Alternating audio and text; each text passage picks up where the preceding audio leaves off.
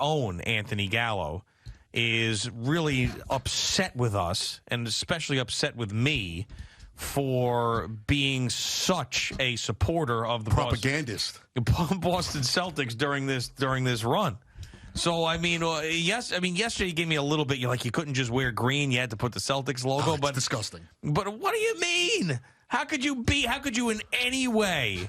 Well, first of all, are you one of those guys that rooted for the Phillies when they played the Yankees in the World Series? Absolutely not. This is the same thing to me. No, it's not. We've been tortured by the Celtics our whole life. This just became a rivalry. Eddie did, by the way. Eddie did. He rooted for the Phillies against the Yankees. A lot of guys here, Evan, Tommy, they all did. It's disgusting. I don't know. The Celtics love around here. Sal's wearing a jersey now. Boomers. How do you? But how old are you? How old are you? 30. You're 30. I grew up watching Fat Paul Pierce destroy us when they wanted to trade him at that point, and then they get Kevin Garnett. I mean, really, come on. The Celtics in our generation of being a Knicks fan, have not been that much of a pain in the ass. Yes, you don't remember the Knicks Kevin are Garnett. so bad. Yes, and our few times that we were good, they never had a shot. Side. They never had a shot. Kevin Garnett tripping Tony Douglas led to that series being a disaster. I have so much hatred for that team. And then what are you going to do if they play the Heat? You're going to be Heat culture? Maybe, yeah. I think so. You're selling your soul right now. No, That's I'm what not. you're doing to Boston. No. The Celtics. No. Boomer, I love you. He says they've been doing it the right way. 3 years ago, they wanted to trade Jaylen Brown for Kristaps Porzingis. But they didn't do it. And they signed Kyrie. If they had a chance to go out and blow that team up besides Jason Tatum to get a star, they do it. You're walking a fine line, mister. I am just so sick of the Celtics and the Heat. Yes, I'm biased because I hate both those teams. Yeah. I'm sick of them getting all this credit when they do the same thing as everybody else. Hold on a second. See the hatred that you have for the Celtics and the Heat? Yes. Multiply that by 50, and that's where I'm at with the Nets. I don't get where this – I get it's the fans is what you're saying. Which I kind of get. No, it's the way the whole thing has gone down over the last 3 years. And then, Kyrie. And then they make fun of us. Oh, they're not coming to the Knicks because they want to go to the Nets. Exactly. Who wants to go to that clown organization, the Knicks, and all this other stuff? I don't want to hear that. Like a smart guy. KD and Kyrie coming here. I never saw it happening. I'm not sure I was. Wait a minute, time out. Are you a Knicks fan? Yes.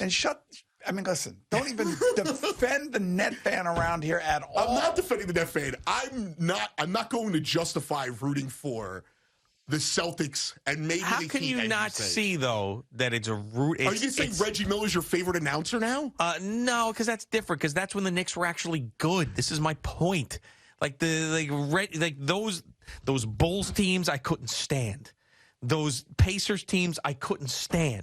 Like the 90s Knicks, when you had real competition that was holding them back from a real shot at a championship, is different than this garbage we have been watching for the last 20 years. Those series that you're talking about, so long nothing ago to me. Yes. Well, specifically with the Heat, the last time we had a good Heat's team. a different story. Heat's a different story. I'll take that. Heat's a different story. The Celtic stuff, we got to stop acting like they're this mythical creature. They haven't won anything except for the fact that when they traded for two stars. At the moment right now where we are sitting, just watching them play the way that they play together as a team and the toughness that they're showing.